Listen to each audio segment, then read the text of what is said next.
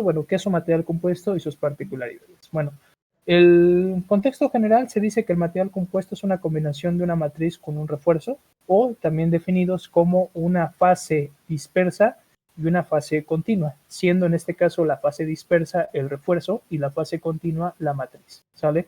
En este caso, la combinación es de naturaleza mecánica, ¿sale? Dando a entender, en este contexto relacionado con la materia, con la imagen que vemos en el lado izquierdo, ¿sale? Donde la matriz básicamente lo que tiene que hacer es envolver, ¿no? Completamente en este caso al refuerzo, ¿sale? Esto puede aplicar independientemente, o esta definición, perdón, aplica independientemente del tipo de refuerzo que ustedes tengan, ¿sale? Que vamos a ver más adelante qué tipos hay, ¿ok? Entonces recuerden, refuerzo viene siendo el elemento disperso y la matriz viene siendo el elemento continuo. Por lo tanto, en esencia, la forma, ¿sale? La forma que tiene su pieza realmente depende específicamente de la matriz, ¿sale? Siendo, insisto, ella la fase continua, ¿sale? Ahora, evidentemente, el refuerzo y la matriz, ambos, aisladamente, poseen propiedades distintas. La característica principal, sobre todo en general, que se hace en el contexto, perdón, de los materiales compuestos, el término refuerzo radica en la idea o en el principio de que es este el elemento resistente, ¿no? Es decir, el elemento que aporta las principales características de rigidez, ¿sale? O de resistencia, principalmente, digamos, de resistencia a tensión, a compresión, etcétera, ¿sale? Dentro del material compuesto. Mientras que la matriz específicamente conlleva más bien una función, ¿sale? Que es, bueno, es parte de su función, de hecho, su concepto, ¿sale? Ser un elemento mucho más flexible, ¿sale? Pero que se caracteriza por poder mantener al refuerzo en su posición, ¿sale? En este caso, si bien ambos tienen propiedades diferentes de forma aislada, la combinación, ¿sale? De ellos forma un material nuevo, entre comillas, ¿sale? Una nueva combinación cuyas propiedades son iguales desde un punto de vista muy teórico, igual a la suma de las propiedades de los constituyentes. Ahora, este concepto de suma, si bien está muy homologado en la bibliografía, la realidad es que el concepto suma da a interpretar que yo tengo las propiedades del refuerzo y le sumaría las propiedades de la matriz, dando a entender que evidentemente tener un material que suma una propiedad desde un material muy rígido con otro material más flexible. Y bueno, en el contexto entenderíamos que es un material mucho más resistente. Bueno, el concepto no aplica en esa situación, más bien es una combinación, o sea, se retoma este concepto y lo que ustedes tienen es en este caso un material que va a ubicar sus propiedades específicamente entre las propiedades que tiene el refuerzo y las que tiene la matriz. Es decir, si nosotros pudiéramos tener de alguna forma el diagrama esfuerzo de formación de lo que vienen siendo nuestros dos materiales, ¿sale? Una representación muy simple. Tenemos aquí el esfuerzo, la deformación, perdón, y aquí arriba el esfuerzo. Evidentemente el refuerzo siempre se va a caracterizar por ser un material rígido. Por lo tanto, su perfil, digamos, de deformación va a ser más o menos así. Mientras que en este caso la matriz pues es un material mucho más elástico, ¿sale? Cuya sección de daño es mucho más amplia, resultando en un comportamiento más aplastado, ¿no? O sea, con una extensión mucho más larga en su rasgo no lineal. ¿Estamos de acuerdo? Ahora, evidentemente, estas son las propiedades aisladas de los dos elementos, pero al combinarlos, este concepto de suma teóricamente establece que las propiedades de ese nuevo elemento que nosotros estamos obteniendo, de ese material que nosotros estamos proponiendo, va a estar ubicado al centro, ¿sale? Es una combinación, exactamente, o sea, por eso insisto, el concepto es más correcto desde el punto de vista combinación de las propiedades del refuerzo, ¿sale? Y de la matriz, ¿estamos de acuerdo? Entonces, finalmente esto es interesante porque podemos combinar refuerzos cuyo propiedad mecánica conlleva un comportamiento extremadamente rígido, ¿sale? Y de alguna forma tratar, ¿no? O lograr, ¿no? Que este sea más elástico, entre comillas, porque realmente es la aportación que le da la matriz, mediante este tipo de combinación. De ahí que finalmente, por eso, muchos de ustedes que a lo mejor los conocen, por eso es que surge la aplicación de materiales como viene siendo la fibra de carbono y la fibra de vidrio, que como nosotros sabemos son materiales, o sea, siendo la fibra de carbono, pues grafito, ¿estamos de acuerdo?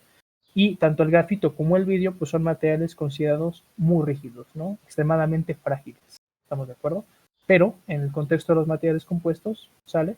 Y bajo estos conceptos básicos, se entiende el por qué finalmente pueden ser aplicados en diferentes condiciones estructurales de materiales, ¿sale? O bueno, en este caso específicamente aeronáuticos, ¿no? ¿Sale? Ahora, En este caso, bueno, se abre la brecha, ¿no? Entonces, ¿qué es un refuerzo y qué es la matriz? Bueno, vamos a entrar primero a hablar de lo que viene siendo el refuerzo o los refuerzos en los materiales compuestos, ¿sale? Entonces, ¿qué es un refuerzo? Bueno, primero que nada, tenemos que entender que existen diferentes tipos de refuerzos que pueden ser utilizados en los materiales compuestos, o al menos la teoría los reconoce así.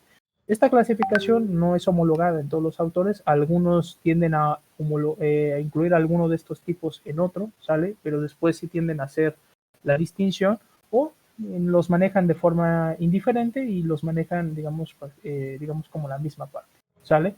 Pero, digamos, en más contraste, sale tratando de lograr una distinción más clara, podemos identificar principalmente cuatro tipos de refuerzos en general que pueden encontrarse dentro de las aplicaciones de los materiales, ¿sale? Siendo la primera y la más conocida, evidentemente, las fibras, ¿sale? Que en este caso aquí las manejamos como fibras, pero en muchos libros las van a encontrar como fibras largas, ¿no? Las denominan como fibras largas o fibras continuas, también las definen como continuas, y vamos a entender después por qué, ¿sale? Por otro lado tenemos las partículas, sale que se entiende el concepto de partícula como, en este caso, polvos, sale específicamente, es más bien el concepto al que va aplicado, ¿no? O elementos nodulares principalmente, sale que se distribuyen, ¿no? Es decir, por ejemplo, una representación básica de lo que viene siendo una partícula, viene siendo el estado, ¿no? En el que ustedes tienen la sal, por ejemplo, el azúcar, como una comparación, digamos, inmediata, ¿no? Sería, digamos, las características de ese tipo de refuerzos, ¿no? En este caso, los refuerzos pueden ser de diferentes materiales, ¿sale?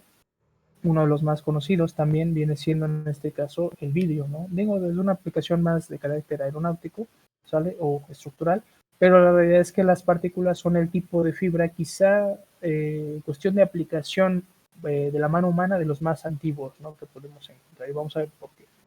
Luego tenemos las hojuelas, que en este caso las hojuelas son básicamente, pues se reconocen como partículas, por eso les digo que luego las manejan indistintamente. La distinción general, que la vamos a ver más adelante, es que las hojuelas, por ejemplo, si las partículas, por ejemplo, son de formas regulares, pues, hacemos, por ejemplo, en bolitas, ¿sale? Insisto, en nódulos, elementos nodulares, la hojuela simplemente se va a caracterizar porque es más grande, ¿sale? Y tiene forma irregular, ¿sale? Esa es la gran distinción que hacen entre partícula y hojuela. ¿Sale?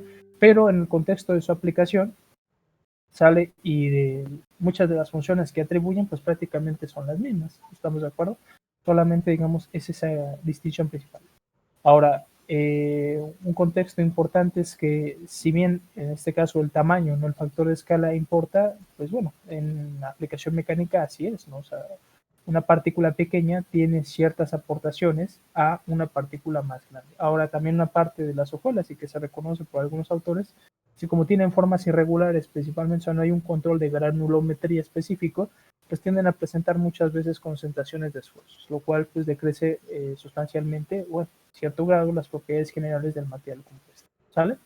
Y después tenemos los mechones o whiskers, que el término es en inglés, aunque otros autores también los denominan como fibras también, o sea, fibras, pero en este caso serían cortas, ¿sale? O discontinuas.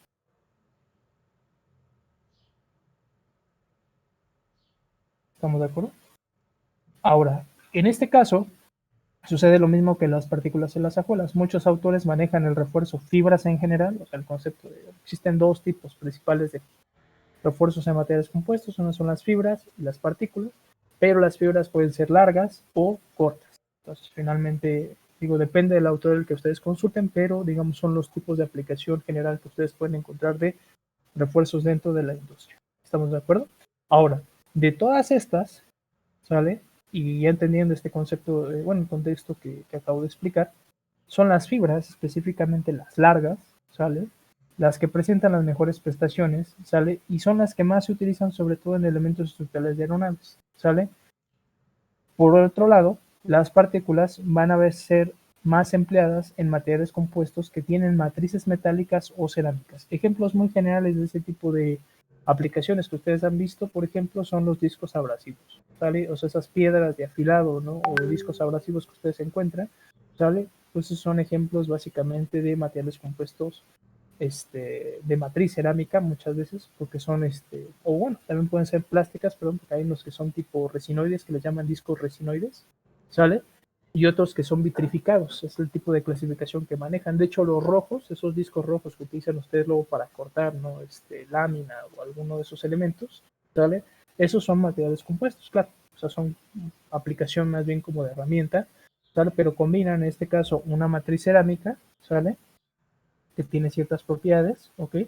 Y en conjunto con partículas, que en este caso son las partículas abrasivas, que casi siempre son sílice, precisamente para lograr el proceso de corte, ¿no? ¿Estamos de acuerdo? ¿Dudas por ahí? De momento no. ¿No? Perfecto. Muy bien. Entonces, contextualizando un poco más y tratando de dar, digamos, una referencia más clara de esos tipos de refuerzos, ¿sale? Pues en este caso podemos entender, por ejemplo, las partículas como este, ¿sale? Insisto, elementos de forma regular o muy similar entre ellos, o sea, equiaxiales, ¿sale? O similares, digamos, de alguna forma. Estos, por ejemplo, son representaciones de específicamente lo que vienen siendo materiales compuestos particulados. Si ustedes se dan cuenta, pues las formas pueden ser, y de hecho tienden a ser, muy homologadas, ¿sale? Eso es un tipo de representación muy pequeñita, o sea, la verdad es que las partículas, por ejemplo, algunos autores también definen que las partículas se van a considerar a partir de un cierto tipo de tamaño. De hecho, es otra diferencia entre ambos sistemas, entre lo que vienen siendo en este caso, las hojuelas, perdón, y las partículas, ¿no? Ese tamaño finalmente es el factor de escala, ¿sale? Es un parámetro también que se utiliza para clasificar, ¿sale? Pero en general, bueno, esa forma regular, ¿no? Pequeñita, muy común, ¿sale? Y digamos casi siempre redonda, pues es a lo que se le atribuye como refuerzos, en este caso particulares. ¿Estamos de acuerdo? Por otro lado, tenemos lo que vienen siendo los whiskers, ¿no? O en este caso fibras cortas, que en el contexto de ya de la aplicación de los materiales compuestos, como aquí sucede, o sea, si ustedes se dan cuenta, las distribuciones de este tipo de refuerzos en su mayoría son completamente aleatorias. No hay un orden real en dónde y para dónde hay una concentración mayor de este tipo de partículas. Completamente aleatorio y no hay un control específico. ¿Sale? En este caso, las fibras cortas, por su naturaleza de que son fibras discontinuas, ¿sale? Van a encontrar ustedes pues una distribución así como de hilos, ¿sale? De forma completamente aleatoria, sin ningún orden específico, distribuidas a lo largo de lo que viene siendo la nota, ¿sale? En este caso, eso es resultado principalmente de su naturaleza, o sea, siendo fibras cortas, ¿sale? Casi siempre este tipo de fibras las van ustedes a encontrar en un tipo de fibra que le llaman petatillo, ¿sale? O colchoneta, ¿sale? Prácticamente el término es colchoneta, ¿sale? Petatillo aplica más bien para un tipo de fibras de tejidas específicamente, ¿sale? Que en este caso lo que se hace es que esto realmente es resultado de los productos sobrantes de las fibras largas o continuas, ¿estamos de acuerdo? Finalmente, en el contexto de el aprovechamiento del material sobrante, ¿sale? La fabricación, en este caso de los filamentos de fibra de vidrio, fibra de carbono, sobre todo de fibra de vidrio, tiende a tener mucho desperdicio, ¿no? Entonces, ese desperdicio lo que se hace es recuperarlo, ¿sale? Y mejor utilizarlo, por ejemplo, en lo que viene siendo materiales discontinuos. Además, hay procesos de manufactura en materiales compuestos que fomentan la presencia de fibras cortas y vamos a ver después cuáles son, ¿sale? O bueno, les va a tocar a ustedes presentarlos, ¿sale? Y esto finalmente viene relacionado muchas veces con sus aplicaciones específicas, ¿sale? Al no haber continuidad de fibras, estas fibras específicamente tienen mayor facilidad de tomar formas muy rebuscadas, es decir, si tú buscas que el material compuesto tome formas específicas, las fibras cortas tienden a ser mucho más eficientes para tomar esas formas que las fibras largas, porque finalmente al haber continuidad, el problema de las fibras largas es que a la hora de que ustedes las van colocando sobre la pieza o sobre el molde, finalmente siempre existe el problema de que a la hora de que la estamos pegando, la estamos colocando, el tratar de irla ajustando, como hay continuidad, a veces ajustamos de un lado y jalamos las fibras. ¿Estamos de acuerdo? O sea, todo va conectado. Entonces a veces, pues bueno, de hecho, en algunos casos, el uso, por ejemplo, de fibras continuas, hay procedimientos, ¿sale? O métodos de alguna forma recomendados como buenas prácticas de manufactura para que ustedes puedan hacer una colocación más o menos adecuada de estas fibras sin altera significativamente, o bueno, buscando más bien que esas fibras se adapten lo mejor posible al molde, ¿sale? Eso en el caso de las continuas. En el caso de las discontinuas, insisto, no sucede así, ¿sale? Puede ser una representación muy general.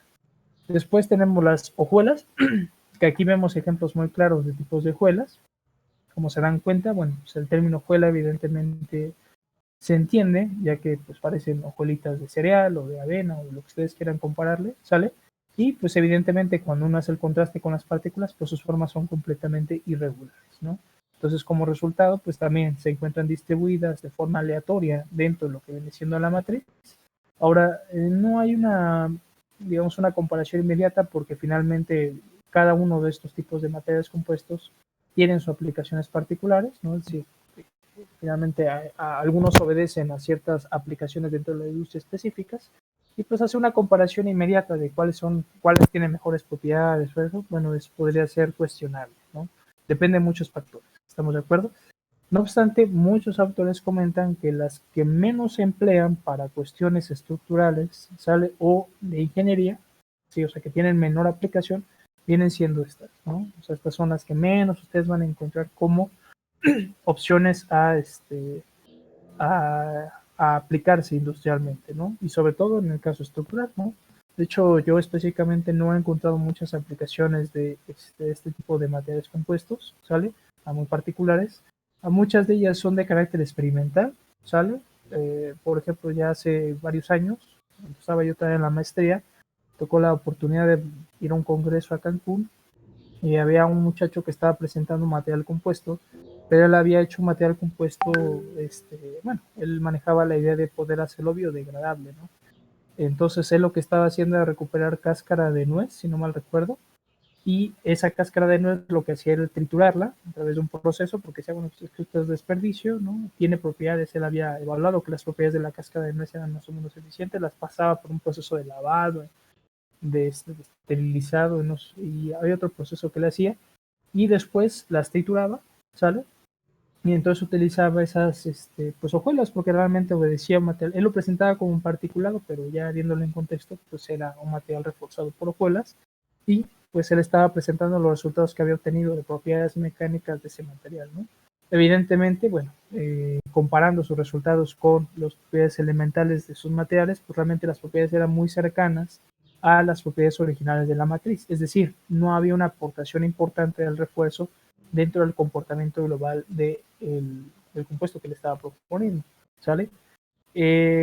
Razones, bueno, principalmente eso, bueno, puede ser debatido, pero algunos autores establecen que pues, la naturaleza finalmente aleatoria y sus formas agudas, pues más allá de fomentar una resistencia adecuada, pues realmente fomentan más bien que el material tienda a tener concentración de esfuerzos, ¿no? O sea, esas zonas de concentración de esfuerzos en las interfaces entre el refuerzo y la matriz, resultando en uniones, bueno, le llaman intralaminares, sale de un concepto que se retoma principalmente de los materiales continuos, vamos a ver después por qué, débiles, ¿no? Es decir, es como si tuvieras una mala unión, ¿sale?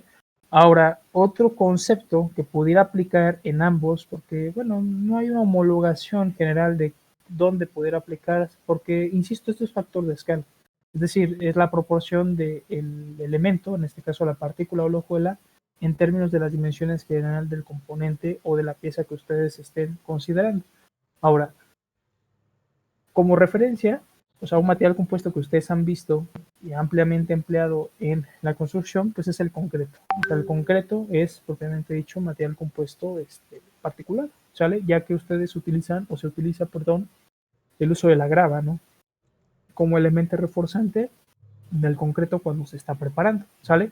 Ahora, digo, esto finalmente sale un poquito del concepto de la aeronáutica, pero algunos autores pues, lo manejan que es un material compuesto particulado, otros que es un material compuesto como hojuelas. De hecho, los que hablan de materiales compuestos, estos hablan de las hojuelas, dicen pues, que el concreto es un material compuesto de hojuelas, ¿no? O sea, por dar algún ejemplo, digamos, de este tipo de aplicaciones, ¿no? Pero un autor, por ejemplo, hace un símil interesante. Él dice, bueno, es que si estamos basándonos en factores de escala, por las disposiciones y los tamaños, pues realmente pues la grava utiliza más bien o tiene un comportamiento más similar al de las partículas que al de las hojuelas, porque sí hay una aportación en resistencia, sobre todo en condiciones de carga-compresión, ¿no? ¿sale?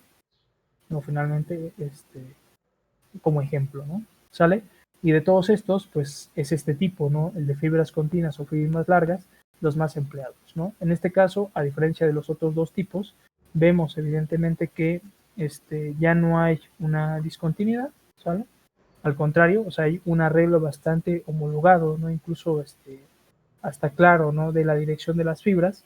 Y es evidente aquí, solamente por verlo, que las propiedades de este tipo de materiales están condicionadas. ¿Condicionadas en qué términos?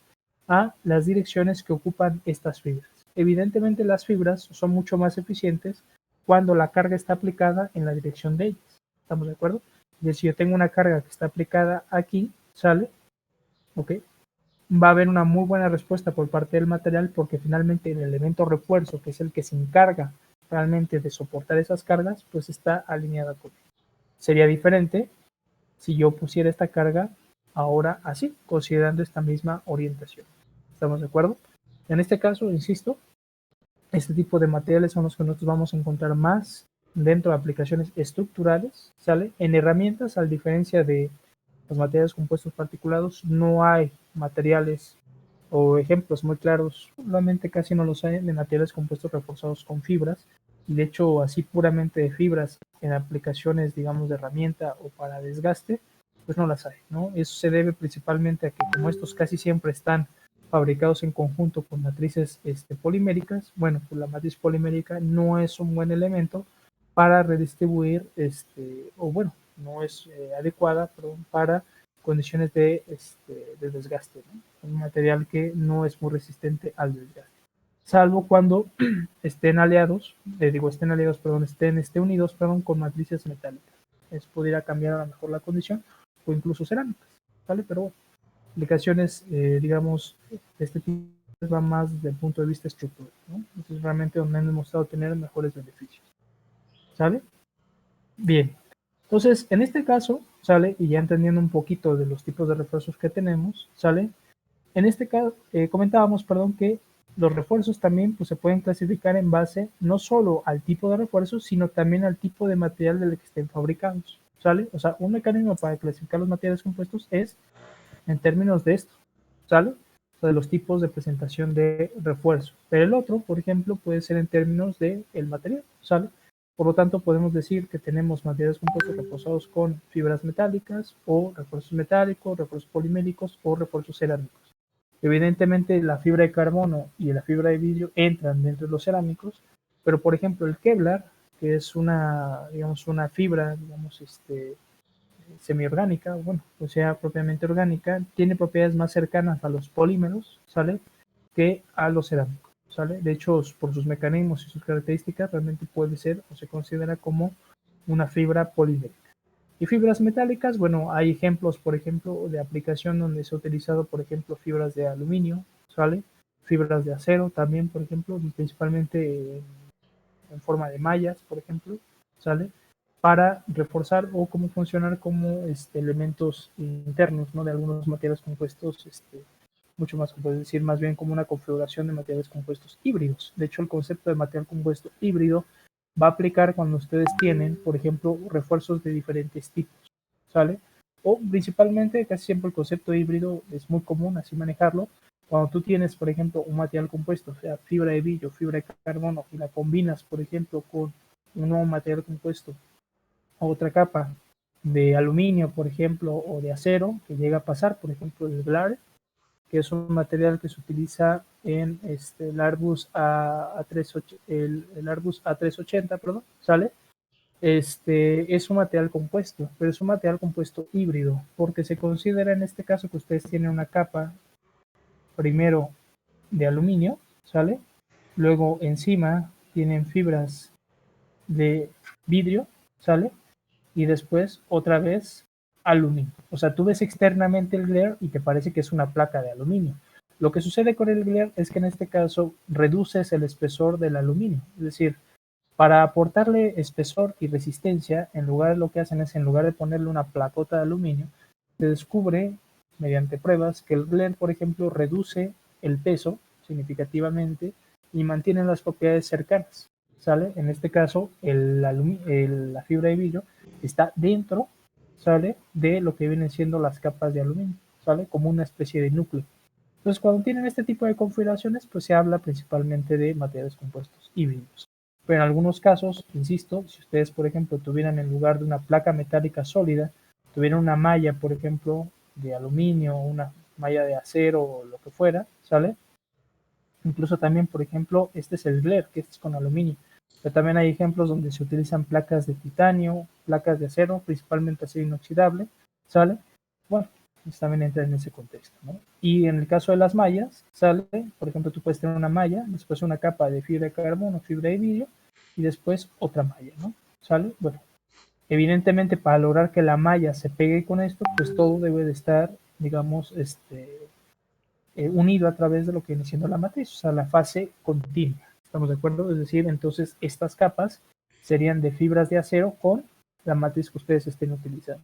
Pero aún así, en ese contexto se manejan con materiales híbridos. Por eso, siempre que ustedes tengan, por ejemplo, materiales, por ejemplo, o sea, donde ustedes cambien un material, o sea, si tienes capas alternadas de fibra de vidrio con fibra de carbono, se habla de un material compuesto híbrido, ¿no? Si tienes fibra de vidrio y luego lo combinas con acero, pues también es material híbrido. Insisto, o sea, cada vez que ustedes cambien de un refuerzo, ya en ese contexto se maneja que es un material compuesto híbrido. ¿Estamos de acuerdo? Entonces, basado en esto, ¿sale? Eso da como resultado encontrar refuerzos de diferentes naturalezas en el mercado, evidentemente, ¿no? ¿Sale? Principalmente, insisto, de más de carácter polimérico y cerámico, ¿no? Principalmente, ¿no? En el caso de los metálicos, bueno, hay aplicaciones, pero son limitadas, ¿no? Ciertos tipos de estos. De hecho, realmente este tipo de configuraciones como el Glare, por ejemplo, ahorita ya no se ocupan tanto, ¿sale? O sea, ya no, los naves aeronaves ya contemplan más bien materiales compuestos continuos que este tipo de configuraciones, ¿sale? Ahora, en este caso, se sabe que la selección del refuerzo pues va a depender principalmente de la función que deba desempeñar el material compuesto, ¿sale? Si bien el refuerzo tiene funciones específicas, o sea, si ustedes van a algunos libros, van a encontrar inmediatamente la función del refuerzo así como referencia inmediata. Pero algunos autores, por ejemplo, ¿sale? Demuestran, o bueno, ellos hablan más bien de que dependiendo del refuerzo, pues la función que desempeña, o sea, los refuerzos particulares tienen funciones que las fibras continuas tienen, ¿sale? O sea, hay un contraste entre ellos, ¿no? ¿Estamos de acuerdo? Entonces, como resultado, entonces, dependiendo de qué es lo que tú quieras, pues tendrás que hacer una selección del tipo de refuerzo en base a la función que tú quieras que éste desempeñe dentro de tu material compuesto, a la redundancia, ¿sale? Entonces, en este caso, ¿sale? Las funciones, por ejemplo, en el caso principalmente de las partículas, ¿sale? Se sabe que son principalmente, digamos, hablando de las materiales compuestos de los refuerzos particulados, se sabe en este caso que son de tamaño muy pequeño, de valores de entre 100 nanómetros normalmente, o sea, insisto, o sea, el factor de escala es muy pequeño, ¿sale? Y se distribuyen homogéneamente en la matriz, ¿sale? La función principal de las partículas es, en este caso, evitar la propagación de dislocaciones en el material, principalmente las dislocaciones que se presenten en la matriz. ¿Estamos de acuerdo? De ahí que precisamente sea común utilizar las partículas en principalmente matrices metálicas o cerámicas, no tanto poliméricas, ¿sale? Incrementar la dureza y la resistencia a la deformación del material, ¿sale? Y aquí es donde viene el punto, ¿no? Si vienen incrementando la dureza, principalmente es porque siempre ellas, por ejemplo, funcionan como elementos altamente rigidizantes, ¿no? O sea, rigidizan finalmente la estructura, ¿sale? ¿Estamos de acuerdo? O a veces la misma aportación de dureza pues viene ligada directamente a ellos, es decir, la partícula tiende a tener durezas mayores que la matriz. ¿Estamos de acuerdo? Ahora, en este caso, los refuerzos cerámicos particulados van a ser los más utilizados, o sea, los que ustedes van a encontrar más comúnmente, en este caso siendo óxidos metálicos principalmente o compuestos intermetálicos, ¿vale? Los compuestos intermetálicos, por ejemplo, ustedes ya los conocen. Esos, por ejemplo, son los que se forman entre dos elementos metálicos. Alguien, por ejemplo, alguien que se acuerde de un compuesto intermetálico,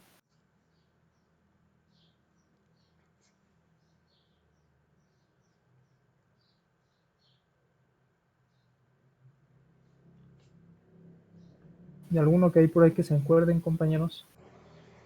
Sobre todo a uno, por ejemplo, que se forma en las aleaciones de aluminio y de cobre.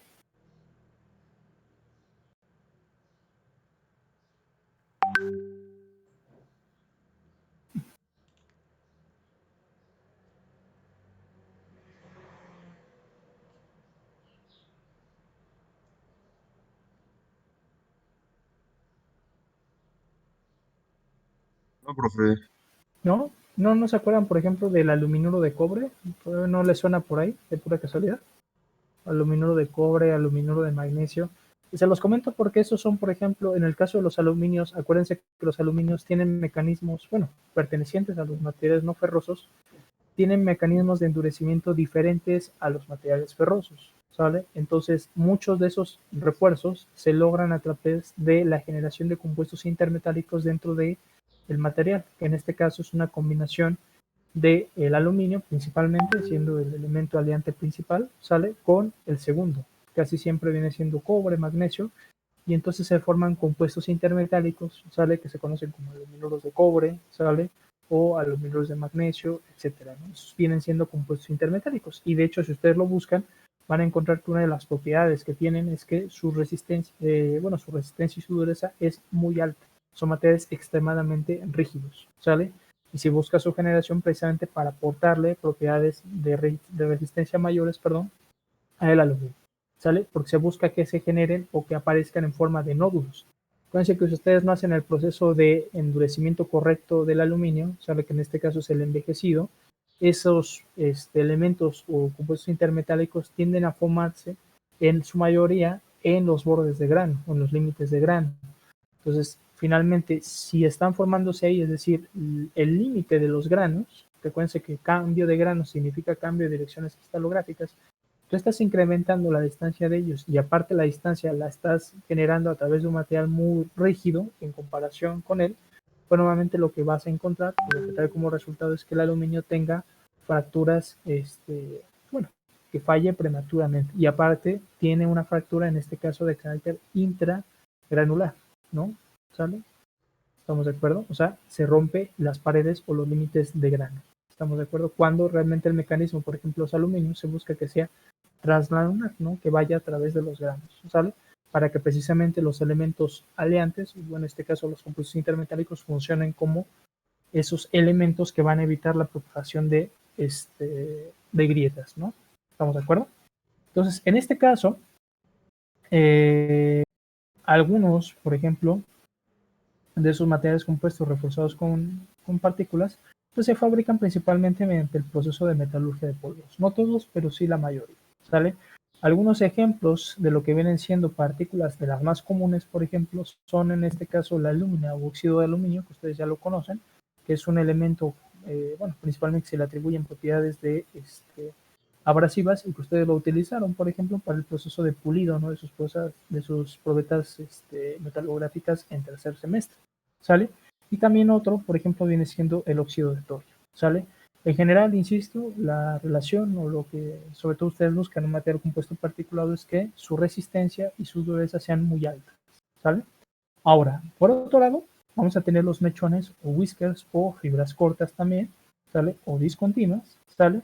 Que en este caso son similares en diámetro a las fibras, evidentemente porque, nuevamente, como les comentaba, vienen de ahí, o sea, el desperdicio que se obtiene de la fabricación de las fibras continuas y de otros procesos que se utilizan para con las fibras continuas, todo ese desperdicio se utiliza para generar este tipo de presentación de materiales compuestos, ¿sale? En este caso, son generalmente más cortas y su relación longitud-diámetro es pequeña, ¿sale?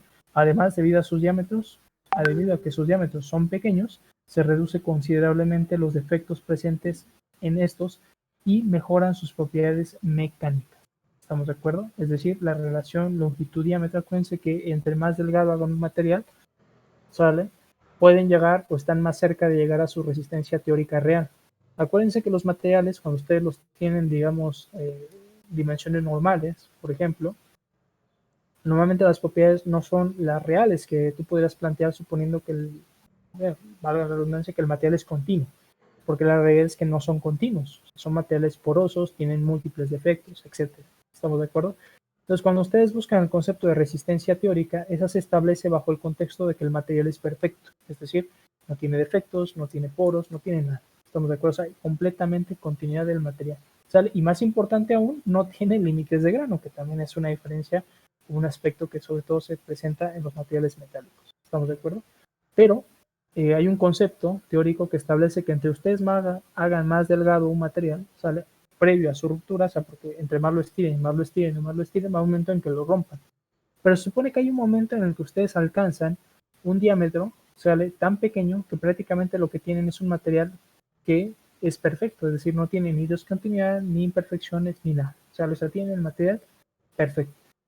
Y si ustedes pudieran ensayar esa sección, lo que estarían descubriendo es en este caso, las propiedades teóricas reales, ¿sale? Del material, es decir, sin ningún tipo de defecto. ¿Estamos de acuerdo? Ahora, en este caso, los mechones, los materiales más usados que se utilizan en este caso para la fabricación son alúmina también, ¿sale? Carburo de silicio, carburo de boro, ¿sale? Nituro de silicio, carbono, ¿sale? Y también vidrio. ¿Estamos de acuerdo que en este caso es parte de esta parte, ¿sale? ¿Estamos de acuerdo? Pero en esencia, pues son los mismos materiales de los que muchas veces se obtienen las mismas fibras, ¿sale? Ahora, por otro lado, vamos a tener lo que vienen siendo las hojuelas, ¿sale? Estos se conocen como materiales realmente particulados, es una definición que algunos autores manejan de este tipo de materiales. Su tamaño es mayor en comparación con las partículas y la interacción con la matriz es a nivel macroscópico, dado, insisto, por la relación de escala, ¿sale? Sus principales funciones son restringir los movimientos del material compuesto, ¿sale? Soportar las cargas aplicadas en el material compuesto, aumentar la resistencia al desgaste, ¿sale? Dureza, evidentemente, y proveer, perdón, conductividad eléctrica. De hecho, bueno, principalmente esta función, la de soportar las fuerzas aplicadas en el material compuesto, es una función que se homologa a lo largo de todos los tipos de refuerzos. De hecho, todos los refuerzos tienen esta misma función, ¿sale? Sean mechones, sean hojuelas, sean partículas, sean fibras largas, todos tienen absolutamente esto. ¿Sale? El contraste casi siempre viene en relación con las funciones adicionales, ¿no? O extras que específicamente pueda tener en este caso el tipo de refuerzo, ¿sale?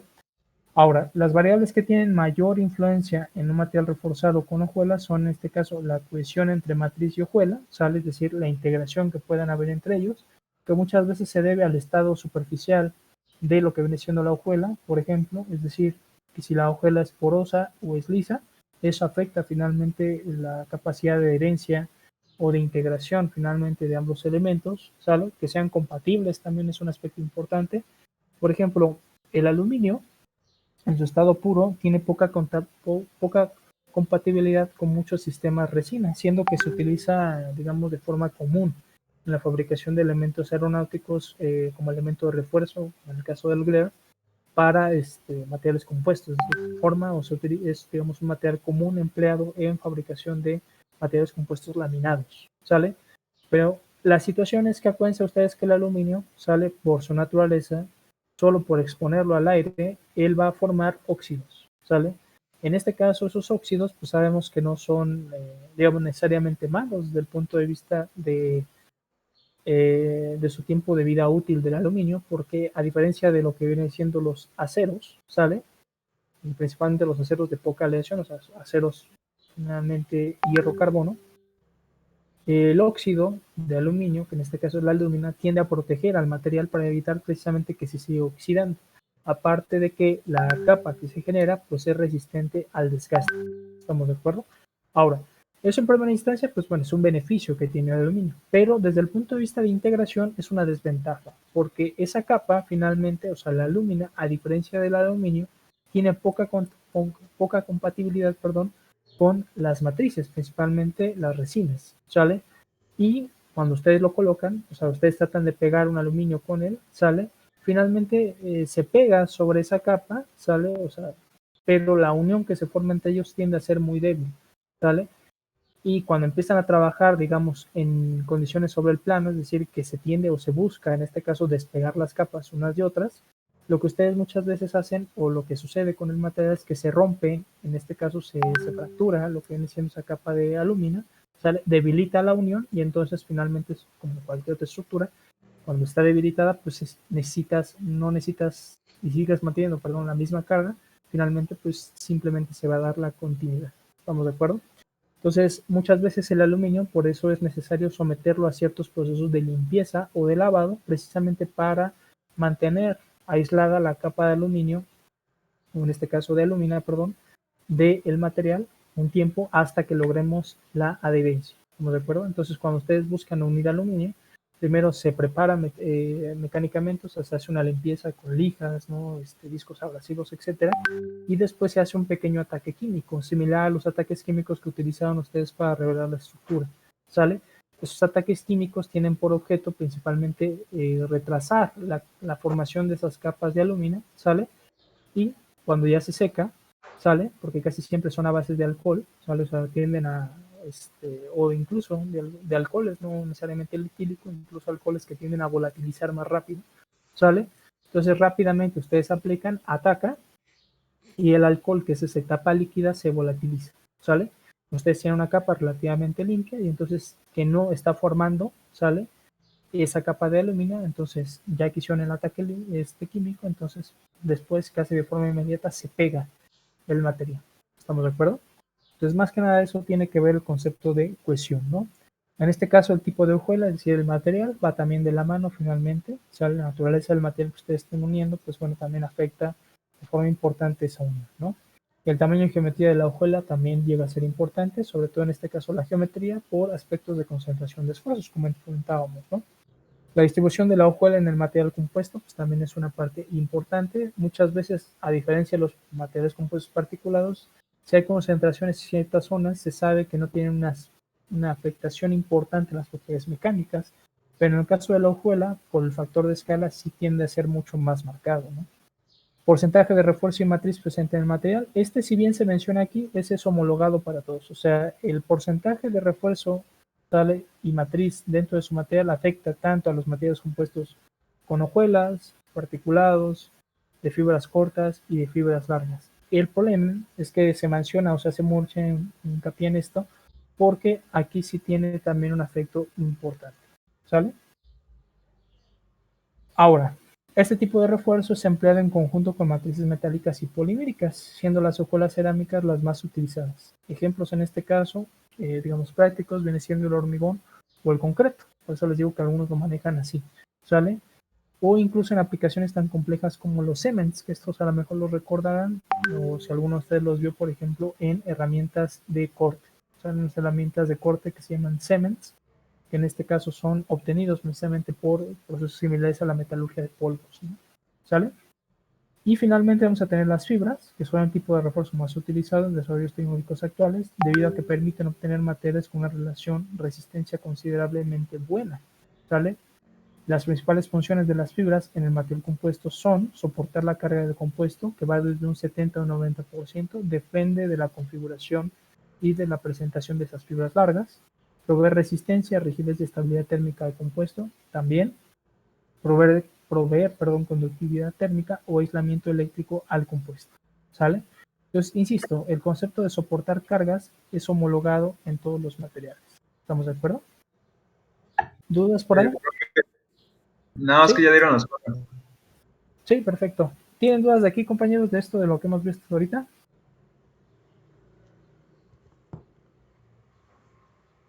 No, ¿no hay dudas de lo que hemos estado platicando hasta ahorita, de las fibras, de los tipos de refuerzo en general? Todo bien. Profe, la No, verdad, profe. yo sí tengo dudas. Sí, Creo que fue demasiada información para unos 40 minutos, así que mi duda es, ¿puedo encontrarla en alguna otra de las biografías que nos compartió? bueno, así específicamente como yo se las di, no, porque yo lo que se dan, bueno, si ustedes se dan cuenta, yo lo que hago es tomarlo de múltiples bibliografías. Entonces, así específicamente como yo lo tengo, no. O sea, tendrías que consultar todas las referencias, ¿no? Bueno, yo lo que normalmente, bueno, yo los invito a que hagan es que ustedes, tomen la fotografía de esto, o sea, así como ven la imagen, le tomen una foto y los datos curiosos que yo vaya mencionando, pues los van apuntando en su cuaderno, precisamente para que los tengan, ¿no? Este, principalmente, ¿no? Pero sí, o sea, si quieren ustedes complementar la información, pues en cualquiera de los libros, sobre todo en este caso de los conceptos introductorios, pueden checar, por ejemplo, el Miravete, por ejemplo, que parte de la información es de Miravete. También en Mazumdar también viene una parte importante de tipos de refuerzo también. Y pues, bueno, el doctor Hilario tiene una parte, pero es pequeñita la del doc. O sea, finalmente, bueno, quizá un poco más parecido a este resumen que yo les estoy presentando, ¿no? Pero cualquier libro de ustedes de materiales compuestos que tomen, ¿sale? Siempre y cuando no sea muy matemático, introduce con estos conceptos, ¿no? ¿Sale? De acuerdo. Perfecto. Entonces, si no hay dudas, compañeros, vamos entonces a ver lo de las exposiciones, ¿sale? En este caso, ustedes van a exponer temas relacionados con, perdón, procesos de manufactura de materiales compuestos, ¿sale? ¿Tito?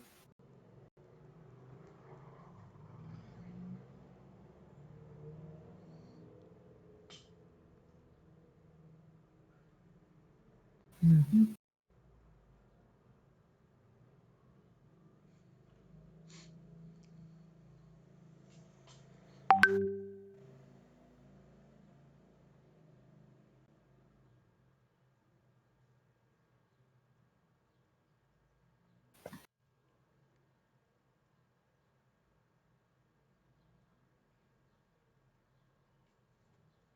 Ok, les voy a poner aquí en la parte de información los requisitos que ustedes deben de contemplar para cada una de las exposiciones que van a presentar. En esencia, los materiales, bueno, los productos de materiales compuestos siendo procesos, pues vamos a tratar de homologar, digamos, las diferentes características que se presentan en un proceso un proceso de manufactura en general, sale para tratar de abordar en general elementos, ¿no? Que finalmente nos den a nosotros pautas para poder determinar qué proceso de manufactura es el más conveniente para nuestro caso, ¿sale? Acuérdense que la idea de presentar estos procesos por parte de ustedes es que nosotros tengamos elementos para discernir, ¿no? ¿Estamos de acuerdo?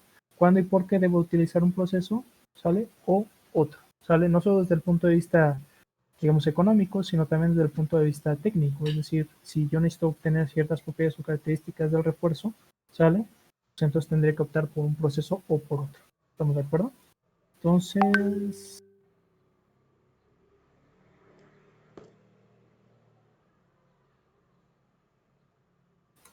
ok, ahí está. Sale. En este caso, aquí les estoy publicando lo que vienen siendo los puntos en general que hay que tocar, ¿sale?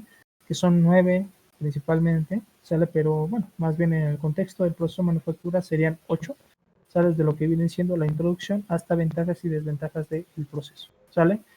Hay que desarrollar cada uno de estos temas, ¿sale? Por ejemplo, un aspecto importante que es bueno, que es importante, perdón, para el proceso de manufactura, para cada uno de los procesos, por ejemplo, es hablar del equipamiento, ¿sale? Puede ser que en algunos casos las materias primas puedan ser parecidas entre los procesos, ¿sale? Pero algunos procesos de manufactura, por su nombre, requieren equipamiento herramiental muy especializado, ¿sale? Entonces, finalmente hay que consultar esas máquinas o esos equipos, cómo son actualmente, qué características tienen, qué elementos tienen, ¿sale? ¿Ok? ¿Cuáles son sus partes principales? ¿Qué tipo de configuraciones hay? ¿Sale? Por ejemplo, en el caso de las máquinas de bobinado filamentario, bueno, ¿qué tipos de configuración podemos encontrar? En las máquinas de pulsión, ¿qué tipo de configuraciones podemos encontrar? En las de Brady, por ejemplo, también qué tipo de configuraciones, etcétera. ¿Sale? Ahora, ustedes son 27 alumnos, ¿verdad? A ver, vamos a ver. 27, no, 26, perdón. Y los temas que necesitamos presentar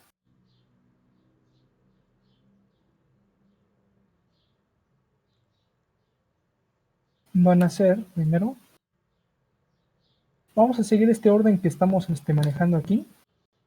Sería moldeo a mano,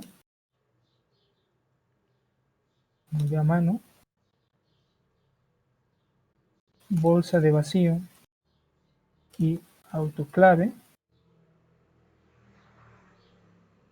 Pues vamos a tener RTM o proceso de bueno, transferencia de resina, ¿sale?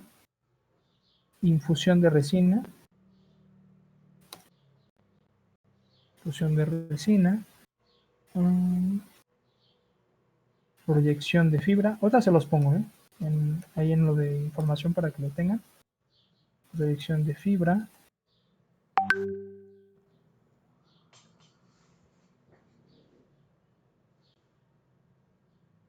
fusión de resina,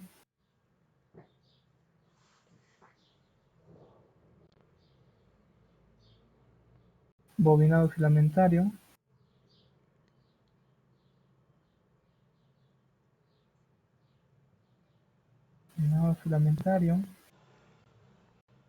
braiding,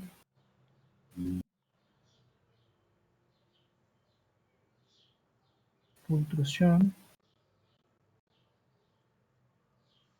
y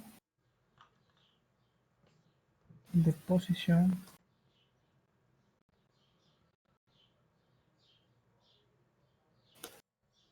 fibra o colocación automática de fibras.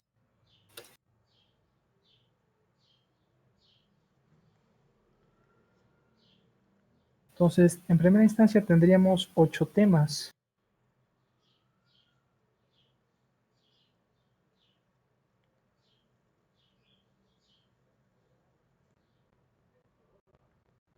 Podrían ser equipos de 3, ¿no? Tentativamente.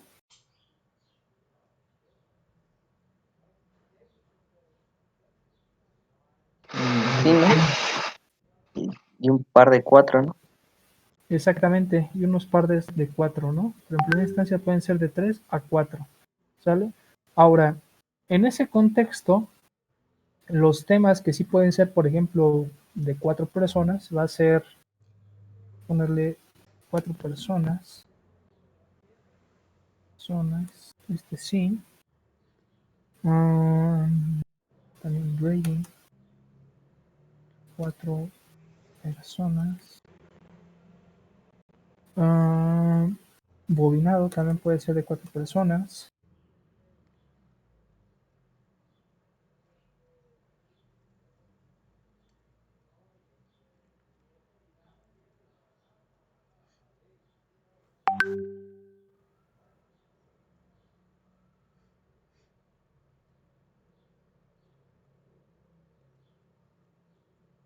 Sí, yo creo que esos.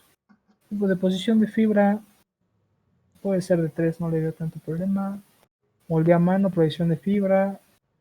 Sí, RTM tampoco. De construcción. Perfecto. Muy bien. Esos serían los temas. ¿Sale? Empezaríamos primero con molde a mano. ¿Sale? Que sería el tipo de, digamos, de proceso de manufactura más común. Aquí nada más como apunte para aquellos que les toque molde a mano y, por ejemplo, revisen Mirabete principalmente, van a encontrar que Mirabete incluye un tema que se llama preimpregnados, ¿sale? Ahora, no es necesario que ustedes presenten los preimpregnados, eso yo se los voy a explicar, ¿sale? Si van a hablar de preimpregnados, mejor nada más manéjenlos porque muchas veces tratan de dar la explicación total de los preimpregnados, cómo se fabrican los preimpregnados y eso es otra cosa, o sea, eso no vamos a entrar aquí en detalle con sus procesos, a ustedes les tocan los procesos. Los preimpregnados yo les explico después qué son, ¿sale? En qué se basan y qué se utilizan, ¿no? En el caso de ustedes, por ejemplo, si su tema o su proceso les dice es que también es común el uso de preimpregnados, ¿sale? Entonces se tendrá que mencionar esos preimpregnados y normalmente de qué son fibra de carbono, ¿no? Si tienen más específicamente de qué tipos de fibra de carbono, pues es aún mejor, ¿sale? Pero generalizando desde ese punto de vista, ¿no? ¿Sale? No, no es necesario que entre en detalle en explicar, ¿no? Otra vez lo que vienen siendo los preimpregnados. Ahora, de los tipos de fibra y eso, yo se los voy a explicar, ¿sale? Eso ya también les voy a dar la parte de tipos de fibra que hay. En general no vamos a abordar todas, o sea, las más importantes nada más, ¿sale? Y si ustedes encuentran algún otro tipo de fibra que yo no haya mencionado, pues se menciona, no hay ningún problema, ¿estamos de acuerdo? Pero no es necesario, insisto, que ustedes van a explicar cómo se obtienen esos procesos ni nada. O sea, ustedes dedíquense enteramente al proceso de manufactura que a ustedes les corresponde. Acuérdense que uno de los puntos importantes de estas exposiciones es tener una evidencia clara del estado actual del proceso, ¿sale? Entonces, de ahí que precisamente por eso, sobre todo el tema 2 se vuelve crítico, porque tenemos que ver cuáles son el equipamiento, el herramental y las materias primas, por lo más actuales posibles que se están ocupando, ¿sale? Sobre todo mucho en lo que vienen siendo los equipos que les toque trabajar con equipos automatizados, que principalmente van a empezar a partir de, digo, siendo prácticos, desde bobinado filamentario, braiding, pultrusión y deposición de fibra. O sea, los últimos 4 equipos, sí, bueno, necesario que presenten las máquinas, ¿no? ¿Qué tipo de máquinas hay? Algunos temas son más homologados, se van a encontrar que las máquinas son más homologadas que otras, ¿sale? Bueno, eso depende finalmente, ¿sale? pero sí es importante tener una perspectiva, ¿no? De cómo son, qué elementos tienen, qué partes importantes tienen, sale su funcionamiento en general, que finalmente eso queda integrado dentro de lo que viene siendo la descripción de los pasos, ¿no? ¿Sale? O sea, de la función de cada etapa es evidentemente para qué la hago, ¿no? ¿Qué objetivo debo obtener dentro de esa etapa? ¿Sale?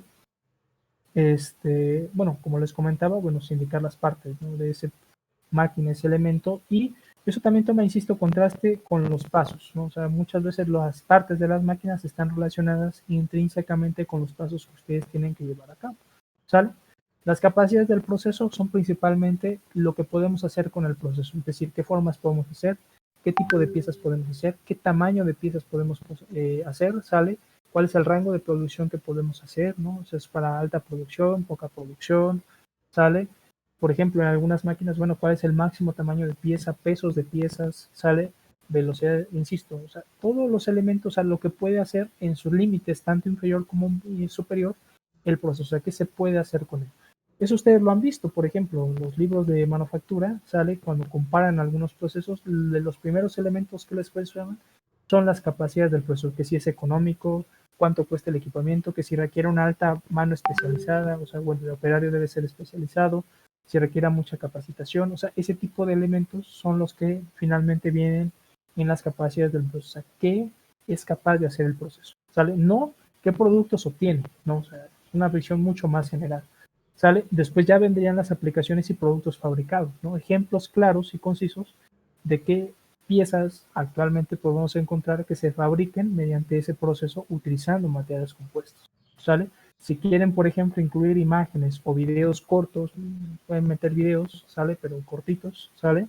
Para precisamente mostrar, ¿no? Por ejemplo, en Brady pueden encontrar incluso videos de cómo hacen, por ejemplo, los marcos de bicicletas completos, ¿no?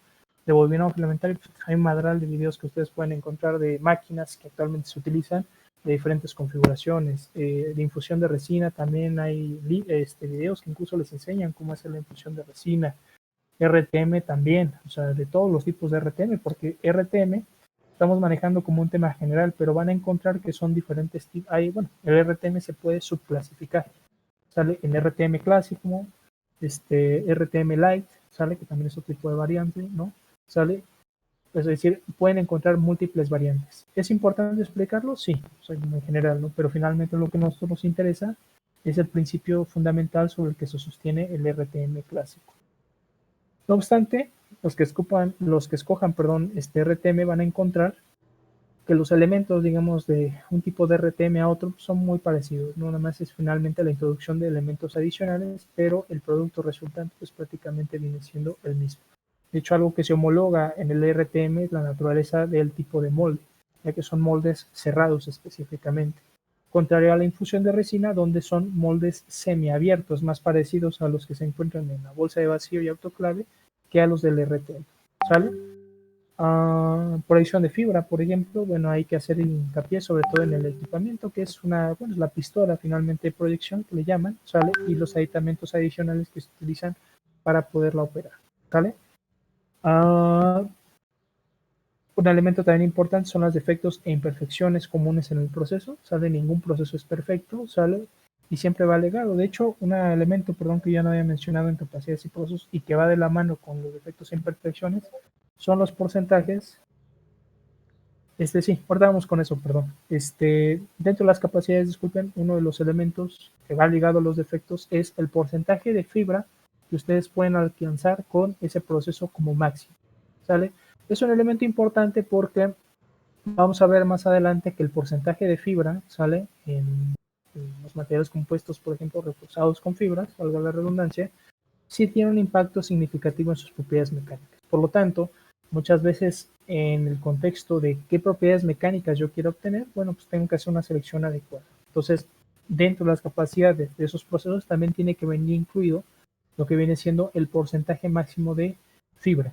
Posiblemente algunos que tengan o que busquen más en detalle, por ejemplo, puedan encontrar incluso cuáles son los porcentajes de porosidad que puede dar ese tipo de procesos, que también es muy ilustrativo, porque la porosidad dentro del contexto de los materiales compuestos también es indeseable, ¿no? O sea, la presencia de porosidad reduce las propiedades generales del material, ¿sale? Del material compuesto, evidentemente, ¿sale? y por ende siempre se busca que los materiales compuestos tengan poca porosidad. Ahora, no es regla, pero casi siempre van de la mano. Una alta porosidad conlleva también muchas veces un alto porcentaje de matriz, ¿sale? Es decir, como finalmente el proceso de extracción del exceso de matriz no es muy eficiente, entonces es probable que quede mucho aire atrapado dentro de la matriz, pero además también no quitemos una cantidad importante de ella. Entonces, pues digamos, por los dos lados le dan la torre, ¿no? ¿Sale? Entonces, dentro de esos defectos, pues hay que ver ese tipo de cosas, ¿no? ¿Qué tipo de defectos son los más comunes que se presentan? Aparte de esto que yo mencioné, ¿qué otros defectos podemos encontrar? ¿No? ¿Sale?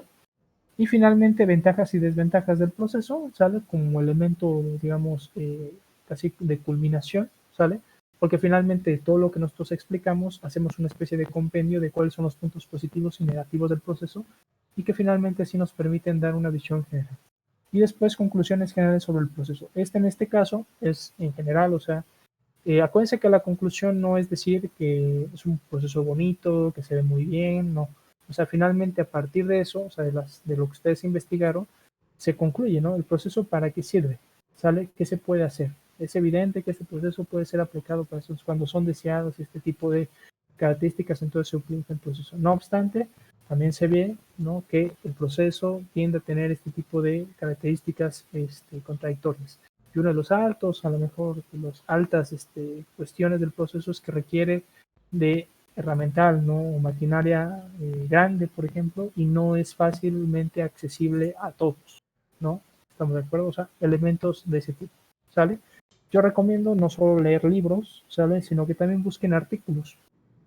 Por ejemplo, en internet pueden encontrar artículos, ¿sale?, especializados que les llaman artículos tipo review o reseña de procesos de manufactura, ¿sale? Y algunos son especializados en estos procesos, ¿sale? Pueden encontrar artículos de Brady, ¿no? Por ejemplo, la historia del Brady, por ejemplo, ¿no? O el estado actual del Brady, o el Brady en la industria actual, ¿no? O sea, artículos así ustedes pueden encontrar, que son precisamente de investigadores, especialistas en materiales compuestos que hacen una investigación en diferentes trabajos. Y esos, por ejemplo, son tipo review, es decir, finalmente ellos lo que hacen es consultar una gran cantidad de información sobre aplicaciones actuales que tenga ese proceso, de qué se ha investigado, qué se ha descubierto, ¿no?, qué nuevos desarrollos se están planteando, ¿no?, a futuro, incluso qué tipo de nuevas tecnologías se van a implementar para esos procesos, etcétera. Y eso finalmente es muy ilustrativo para el contexto, ¿no?, de tener realmente una definición actual, ¿no?, de cómo funciona o hacia dónde iría ese proceso. ¿Estamos de acuerdo? Ahora, ¿cuánto deben de durar las exposiciones? Bueno, recomendado es que duren 30 minutos, máximo 40 minutos. ¿Sale? Esto con el objetivo de que en teoría por sesión podamos pasar entre 2 a 3 equipos tentativamente. Lo recomendado es que sean 30 minutos. ¿Sale? Máximo 40, no más de eso. ¿Sale? Entonces es importante que vayan ustedes calculando sus tiempos precisamente para que no nos vayamos, bueno, básicamente no se les termine el tiempo. ¿Estamos de acuerdo? Es importante terminar estas exposiciones antes del fin de mes porque acuérdense que a finales de mes pues ya prácticamente tenemos que estar evaluando, ¿sale? Si todo sale bien, yo les podré estar aplicando evaluación el lunes, ¿sale? El lunes 29 a lo mucho, o el viernes 26, ¿sale? Eso quiere decir que tenemos ahorita aproximadamente 1, 2, 3, 4, 5 días como mucho para poder terminar con sus exposiciones. ¿Sale? Vamos a tratar de hacerlo, ¿sale? En el caso de que no terminemos o algo por el estilo, ya veríamos la opción, porque finalmente, bueno, yo sé que ustedes no tienen la responsabilidad de que yo me haya incorporado tarde, pero bueno, o sea, un objetivo infundado que necesitamos culminar forzosamente es que ustedes terminen sus exposiciones. Si no terminamos sus exposiciones, no pasa nada, atrasamos un poquito la evaluación y ya la retomaríamos regresando de Semana Santa, pero vamos a buscar en la medida de lo posible de que lo podamos hacer antes. ¿Estamos de acuerdo? Pues insisto, 30, 40 minutos como máximo. ¿Estamos? ¿Otra duda, compañeros, que tengan por ahí de las exposiciones?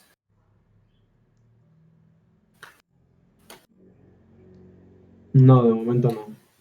¿No? Ok, ahora para los equipos, necesito que me manden su relación de equipos, ¿sale? Me la mandan por correo, ¿sale? Al correo que yo les suministré de Gmail, de favor, ¿sale? Necesito que me manden una hoja en formato PDF, no en Word, ¿sale? En formato PDF, indicándome el proceso de manufactura que ustedes escogieron, ¿sale? Y los nombres de los integrantes que estarían haciendo el equipo, ¿Estamos de acuerdo? Eso es para que más que nada yo tenga un control de quiénes estarían presentando y tener, digamos, bueno, evitar más que nada que se repitan temas o algo por el estilo. ¿Estamos de acuerdo? Entonces, esa relación me la pueden mandar por correo hoy, ¿sale? No hay ningún problema, me la mandan al correo y la próxima clase, por si hay alguna duda o cuestión ahí de que, oye, es que yo quiero saber si está libre tal equipo o cosas así, pues ya lo podemos verificar, ¿no? ¿Sale? Y si hay algún equipo que se haya repetido, pues reasignamos temas rápido y no hay ningún problema, ¿no? ¿Sale?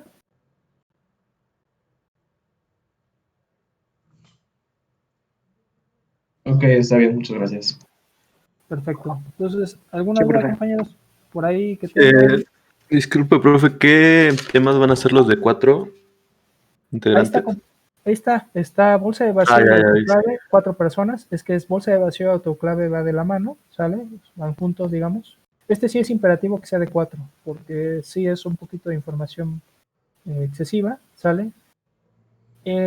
Bobinado filamentario, Brady. Bueno, lo que pasa es que en teoría, bobinado, Brady, incluso de posición o colocación automática de fibras pudieran ser de 4. Pero la realidad es que el que sí debe de ser de 4, o sea, digamos de forma forzosa también, sería el de Brady. O sea, Brady sí se extiende bastante porque hay una gran variedad de características que pueden ustedes encontrar en las máquinas, ¿no? Y en sus configuraciones, ¿no? Hay unas que, bueno, hay una serie de patrones ay Dios, es que es SPATS, pero es en inglés SPATS, pero olvidé la palabra en español. No es patrones, tiene otro nombre. Pero bueno, o sea, lleva una secuencia, ¿no? Finalmente que está en función del marco que va llevando los carretes de fibra, ¿sale? Entonces hay unos que se basan en sistemas cartesianos y otros que se basan en sistemas polares, ¿sale? Entonces, dependiendo del tipo de configuración que se tenga, bueno, hay un tipo de movimiento relativo que se da dentro de la máquina que precisamente permite eso. Ambas, nada más para acotar, son para Brady en 3D. De hecho, el Brady puede ser en 2D, puede ser en 3D y hay unos que lo manejan como 2,5D. Pero es un tipo muy particular. La idea es que principalmente son 2D, 3D y hay unos que, bueno, algunos autores le llaman 1D, pero realmente es porque le llaman trenzado simple. Entonces no lo clasifican como un tipo de Brady dimensionado, sino nada más dicen trenzado simple, ¿no? Y se acabó. Entonces, para cada tipo de Brady hay equipos especializados, entonces finalmente eso hace que la teoría sí se extienda bastante, ¿no? ¿Sale? Entonces, tentativamente, los que sí, digamos, pueden ser de 4 forzosamente sería bolsa de vacío autoclave y Brady. ¿Estamos de acuerdo?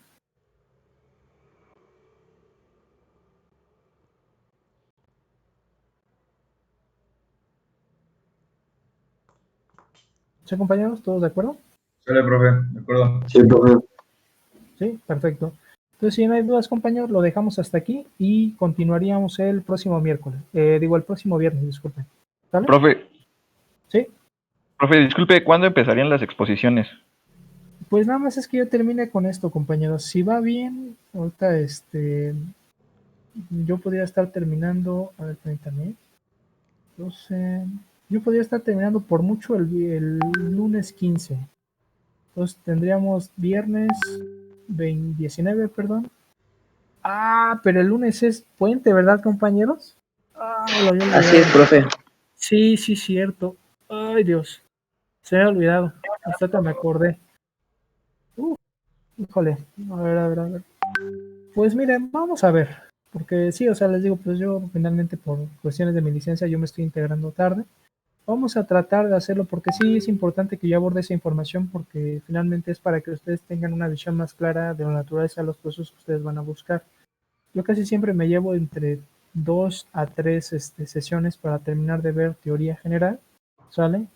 Y bueno, ya a partir de eso empiezan las exposiciones, pero ahorita siendo 12, después 19, ustedes tendrían lunes y viernes, pero como ahora sí son varios equipos, posiblemente sí nos quede corto el tiempo.